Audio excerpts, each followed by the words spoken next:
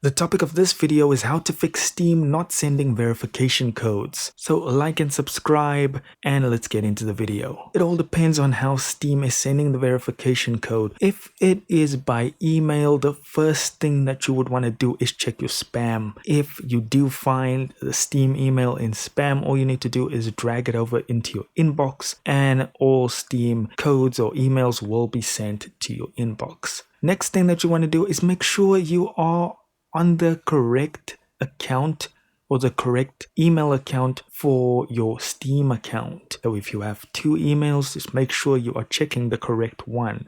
Now, if the code is being sent by SMS, I know this might sound annoying, but just switching off your device and switching it back on actually does do the trick. Alternatively, if you're using a VPN, switch off your VPN and then have them resend the code, and that should help. None of these are written in stone though. Thank you so much for watching. I'll see you in the next video.